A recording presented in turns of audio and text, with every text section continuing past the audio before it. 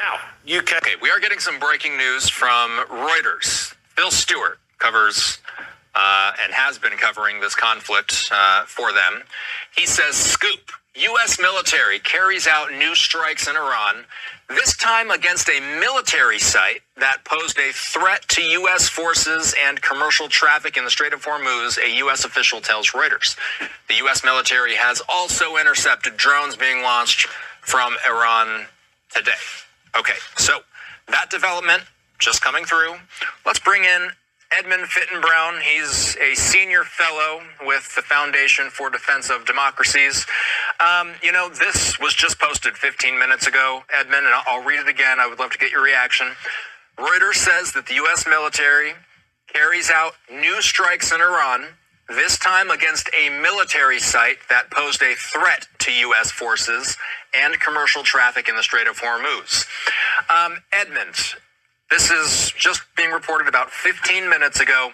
What is the significance? And there's still more to be learned about these strikes, but given what we know preliminarily, what are we to make of the U.S. yet again carrying out strikes, this time against a military site that they say posed a threat to the U.S. and to traffic in the Strait of Hormuz, Edmund? Thanks, Austin. It's not a huge development. It's significant. I think what it reflects is the fact that we are on a knife's edge. People have sometimes mischaracterized this as a proper ceasefire. But if you think of the reality in the Gulf, you have a violent blockade of the Strait of Hormuz being carried out by Iran. And in response to that, you have a violent blockade of Iranian ports being carried out by the United States. So this is not really a ceasefire. This is an armed standoff, and it's no surprise at all if this kind of escalation happens. So just kind of tell the audience where we should and how people who are watching this should view military actions like this. The Trump administration, I was on the desk on Saturday when we saw a social media post from President Trump that really made us think that it was possible that a deal might have been imminent. There was a moment on Saturday where it felt like a deal might have been imminent, but here we are now on Wednesday. We are still kind of just sitting in limbo and waiting to hear what comes of the negotiations that have been happening behind the scenes. When Reuters has reports like this, Edmund, does this say anything about where ceasefire negotiations stand behind the scenes right now? Yeah, I think it does. I mean, we should quickly go back to first principles and remember what this conflict was fought over. The US was determined to ensure that Iran could never have a nuclear weapon, that it could never resume enrichment of uranium. There were also other goals, which included the Iranian ballistic missile program, Iranian support of terrorist groups as proxies against Western allies, and also the state of the well-being of the Iranian people, if you like, after the demonstrations that took place, the protests that took place in January. Now, what has happened during the war that followed is that we now have a fifth file, which is the Strait of Hormuz being closed, and we need that reopened. Now, the two sides, US and Iran, are a very, very long way apart. They always were in February, and they still are now. And I would say that it's possible that the US is willing to settle for major progress on the Strait of Hormuz and major progress on the nuclear file. I'm Atra El-Nashar in Washington. Iran accusing the United States of violating the ceasefire after striking targets in southern Iran, which the U.S. says were in self-defense. This comes as momentum toward a peace deal seems to be slowing. The Iran war nears the 3-month mark on the brink of escalation. U.S. Central Command says its strikes in southern Iran Monday were defensive in nature, hitting missile launch sites and boats used to lay mines. If the region enters another round of war, Iran's response will extend beyond regional borders and will be much heavier and stronger. That threat from an Iranian armed forces spokesperson was followed by this ominous post from the country's supreme leader. The United States will no longer have a safe haven for its mischief and for establishing military bases in West Asia. Not what you'd expect from two countries supposedly making progress toward a peace deal, as President Trump announced Saturday, promising details would be released soon. By Monday, he said there are still details that haven't been negotiated yet. The straits need to be open, unimpeded, without tolls, and obviously that needs to happen immediately as soon as anything's agreed to. Secretary of State Marco Rubio says they're in agreement about what a preliminary draft should look like. Like anything with something like this, it's going to take a couple days to settle on, even down to the disagreements over a word, sentence. So we'll have to work through that. If there's going to be a deal, we're going to have to work through that. Iran's foreign ministry confirms they've reached conclusions on some issues, but says no one can claim they're close to signing a deal. Because politics and decision-making in the United States are experiencing a kind of institutionalized instability and are caught in such a situation. We are witnessing frequent changes in positions. The path for diplomacy getting blurrier Tuesday with Israel announcing it's intensifying military operations in Lebanon with the stated goal of targeting Iran-backed Hezbollah, which immediately fired back. Iran has long said a condition for a peace deal with the U.S. is for Israel to stop military action in Lebanon. In Washington, I'm Atra El-Nashar.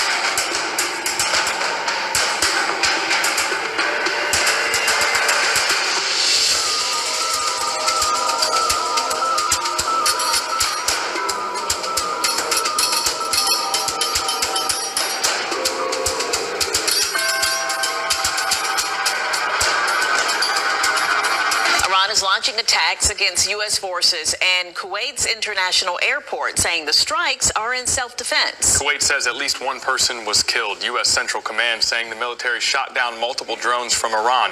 ABC's Olivia Rubin has the latest. Today, the stunning images from an airport in Kuwait after a barrage of Iranian attacks. This video circulating online showing the destruction, a large fire burning, dust and debris all around, a gaping hole now in the ceiling. According to Kuwait's Ministry of Foreign Affairs, one person was killed and dozens more injured. The strike's part of Iran's barrage targeting U.S. military bases in Bahrain and Kuwait. The Iranian military releasing this video claiming to show the strikes. But the U.S. saying those strikes didn't hit the targets, and in its own strikes, blasting an empty oil tanker the U.S. says violated the blockade on Iranian ports. Despite the firing back on Capitol Hill, Secretary of State Marco Rubio insisting the U.S. strikes have been defensive and claiming the war is over. We're no longer conducting sustained strikes inside of Iran to degrade their military because epic fury is over. But so far, there has been no deal to end the war or reopen the Strait of Hormuz. The unrest sending the price of oil higher again today. According to Gas Buddy, the average price for a gallon of regular gas, now $4.22. And regarding the current plan on the table with Iran, Rubio saying that as of this morning, there's no final sign-off from Iran. Meanwhile, Israeli Prime Minister Benjamin Netanyahu with a seemingly different message from the White House, saying, quote, "It's not over, that the Iranian regime is weakened but not destroyed." Olivia Rubin, ABC News.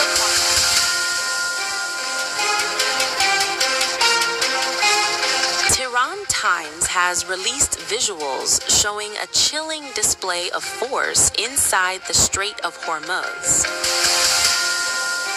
Not one, not two, but nearly 40 fast attack boats believed to belong to Iran's Islamic Revolutionary Guards Navy, moving together in a coordinated swarm formation. Fast, armed, and strategically positioned. These are not routine patrols. This is a message.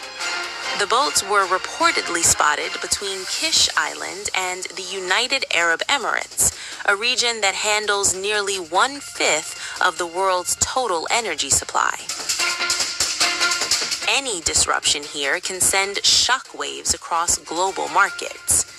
And here is where the contradiction sharpens. U.S. President Donald Trump has repeatedly claimed that Iran's navy has been largely destroyed.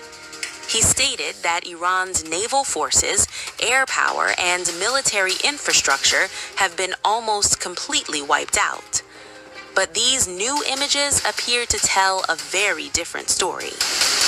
Instead of a weakened force, Iran's navy appears alert, active, and strategically deployed. Experts point to Iran's unconventional mosquito fleet strategy. Thousands of small, fast attack boats supported by drones and coastal missile systems.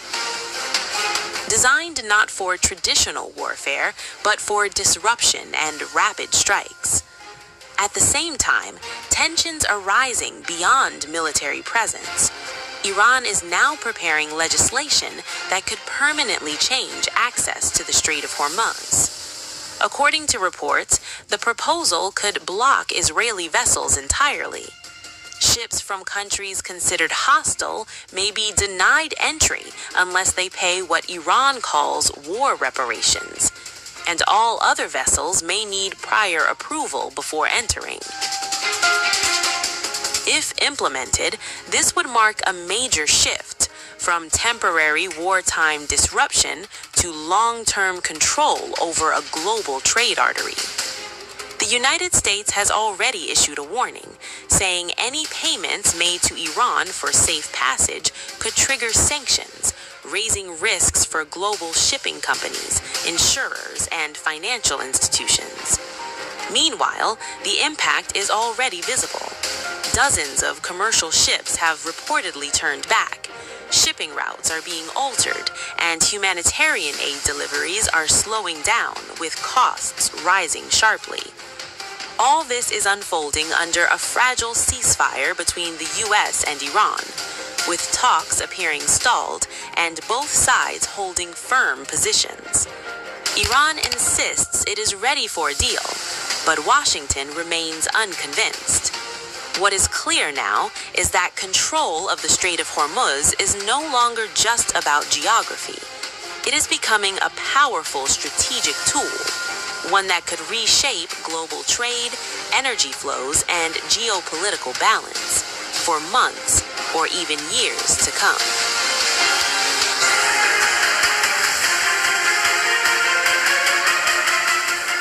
Right, from one war to the other, Russia's war shadows are now stretching beyond Ukraine. A drone hit an apartment building in NATO member Romania. It is drawing condemnation from both NATO as well as the European Union. While Romania and its NATO allies call it a grave escalation, Russia has distanced itself from claiming responsibility. Moscow has warned Europe against more drone incursions in the near future. Our next report gets you all about it.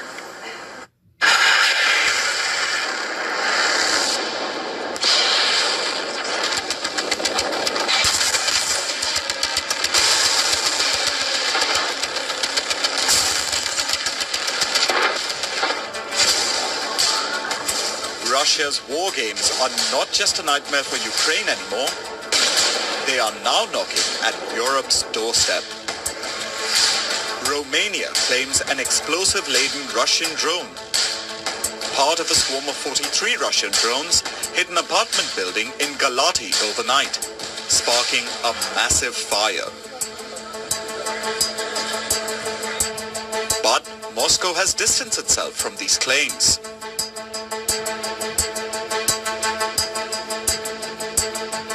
The incident unfolded as Russia launched a fresh wave of drone strikes targeting Ukrainian port infrastructure along the Danube River. Galati sits on the border of Ukraine in Romania's far southeast.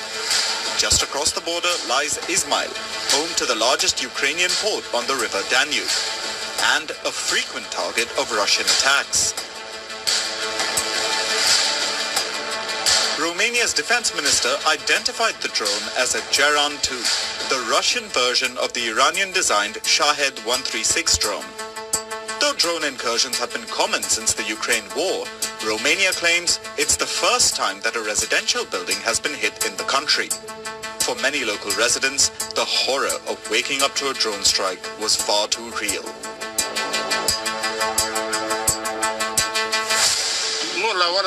Do we still have safety? Not anymore, right? It was intercepted around 010 or so, before it fell in the city, in the very center of Galati. And what did the army do? What did the defense do? We are definitely not safe in Galati anymore. Though Romania scrambled 2 F-16 fighter jets when the Russian drone was initially detected by radar, the defense ministry admits it faced challenges in neutralizing the drone.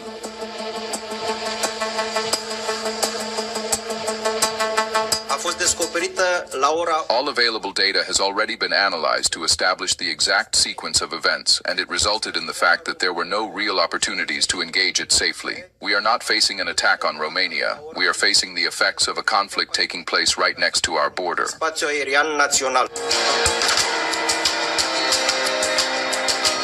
Now, Romania has requested its NATO allies to accelerate the transfer of anti-drone capabilities to the country. In the discussion I had with the NATO Secretary General, I insisted on expediting the process of getting more air defense equipment, and he fully agreed that this equipment should reach Romania as quickly as possible. Both NATO and the European Union have criticized Russia over the drone strike. While NATO has called out Russia, the US asserts it will defend every inch of NATO. EU chief Ursula von der Leyen says Russia has crossed yet another line. The bloc has vowed to increase deterrence on the EU's eastern border. The Chancellor stated that the drone incident in Romania demonstrates Russia's determination to further escalate this war. Germany firmly stands by its NATO allies, including Romania. We are, of course, ready to defend every inch of the alliance's territory. The strike comes at a time when Europe is already on edge. Russia has deployed the nuclear-capable hypersonic missile, the Oreshnik, to Belarus, closer to Europe. And Ukraine is responding with long-range strikes deep inside Russian territory. Bureau Report, WION, World is One.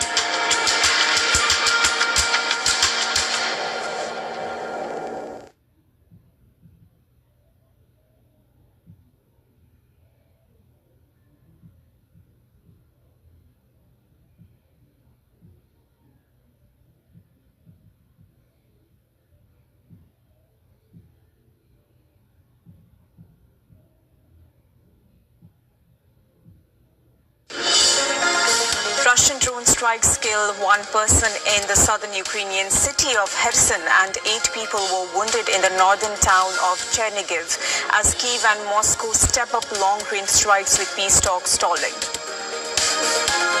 Emmanuel Macron says France and its allies have detained a sanctioned Russian oil tanker in the Atlantic over the weekend as unacceptable for ships to circumvent international sanctions or violate law of sea.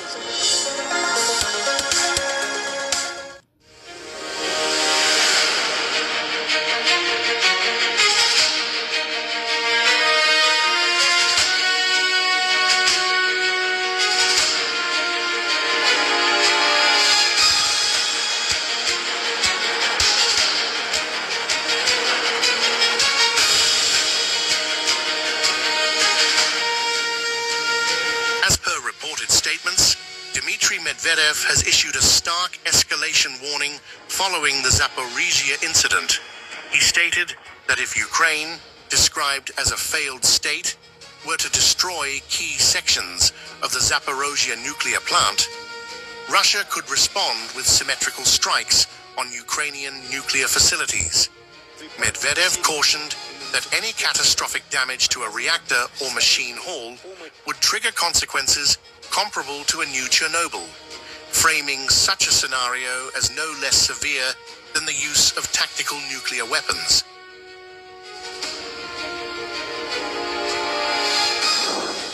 I have already written about this once, but I will repeat these harsh words again. It is obvious that in the event of a catastrophic destruction of the engine or reactor hall of a nuclear power plant, a new Chernobyl will come.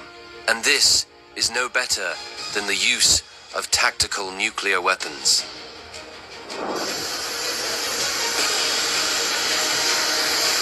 As per reported remarks, Medvedev emphasized that targeting nuclear infrastructure would dramatically raise the stakes of the conflict. He signaled that Russia's response would mirror the scale and nature of the threat, underscoring a doctrine of direct equivalence in retaliation.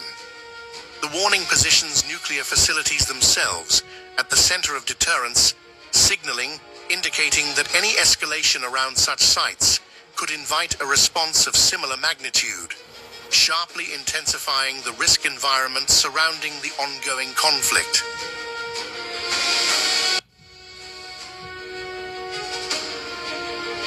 The response to such actions may be a symmetrical strike on Ukrainian nuclear power plants, as well as on nuclear power plants in NATO countries involved in the conflict.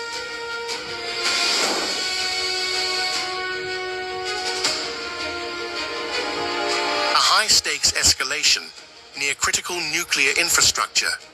As per reported details, a fiber-optic guided drone struck the turbine hall of Unit 6 at the Zaporizhzhia nuclear power plant, Europe's largest.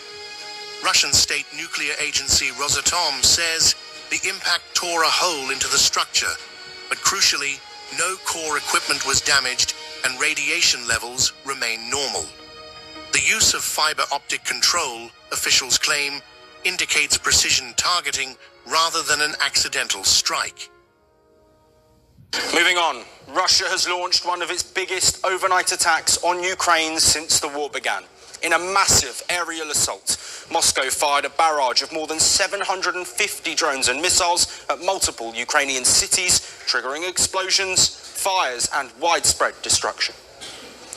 The night sky over Ukraine lit up with flashes of explosions. According to the Ukrainian Air Force, Moscow launched more than 656 drones and 73 missiles in a single overnight attack. Among them were powerful ballistic missiles that are extremely difficult to intercept. More than 500 personnel of the State Emergency Service have been involved in dealing with the aftermath of Russia's overnight attack on our cities and communities. The main strike was on Kyiv, where dozens of residential buildings and other purely civilian infrastructure were damaged again. Well, Ukraine says its air defenses managed to shoot down 602 drones and 40 missiles, but not every projectile was stopped. Dozens of drones and missiles still broke through, hitting targets in several regions, and the damage was devastating. The attacks struck key cities, including Kyiv, Dnipro, and Kharkiv. Authorities say at least 15 people have been killed and more than 100 others have been injured. Rescue teams continue combing through the rubble as fears grow that the death toll could rise. For hours, the sound of explosions echoed through the night and into the early morning, and residents woke up to scenes of destruction. In Kyiv, thick plumes of smoke rose above the skyline. Buildings were reduced to rubble. A falling object believed to be drone debris sparked a fire that quickly spread to nearby structures, with firefighters racing against time to douse down the flames. Reports suggest Kyiv's air defences appeared less active during a ballistic missile strike. That raised fresh concerns about Ukraine's ability to counter such weapons. While drones are often intercepted, ballistic missiles continue to pose a serious challenge, and that challenge was visible across the capital. Ukrainian President Volodymyr Zelensky had already warned of a potentially major strike incoming. He urged people to closely follow air raid alerts and move to shelters when necessary. As sirens sounded, residents rushed underground carrying bags, blankets and other essentials. Above them, smoke continued to rise from the city centre. Russia says the operation targeted Ukrainian defence, military, fuel and transport facilities. Moscow described it as a massive strike, carried out using high-precision, long-range weapons. According to Russian media, the attack involved drones as well as hypersonic aeroballistic missiles launched from air and sea platforms. Russia claims the strikes were retaliation for what it called terrorist acts by Kyiv. Meanwhile, President Vladimir Putin accused Ukraine of opening what he calls a new page in a series of crimes. It looks like by consciously committing the most serious crimes against children and teenagers at the Teachers' College in Starobilsk, and now in Henachizk, the Kyiv leadership has decided to open a new page in the series of their crimes, add a new attribute of the conflict itself. Well, it is their own choice. Now, the latest strikes also come as Ukraine expands attacks deep inside Russia. Between January and May this year, Ukrainian forces reportedly targeted 15 Russian oil refineries. Kyiv claims that those attacks disrupted nearly 40% of Russia's main oil refining capacity. Russia has already imposed bans on exports of aviation fuel and gasoline from their territory, and is also considering a ban on diesel exports. For a country that until very recently was called a gas station, losing even this is a major event, a major loss. As of May, nearly 40% of Russia's primary oil refining capacity is offline. While the battlefield is no longer confined to the front lines, the pressure is being felt on both sides. Ukraine is now urgently seeking more air defense missiles from its allies. Officials say stronger defenses are essential to counter Russia's growing use of ballistic weapons. Because while drones can often be tracked and intercepted, ballistic missiles leave far less time to react. The cycle of attack and retaliation shows no sign of slowing down. No ceasefire, no breakthrough, just another night of fire, fear and destruction. And as missiles continue to cross the skies, how much longer can this war keep escalating before the next chapter becomes even more deadly?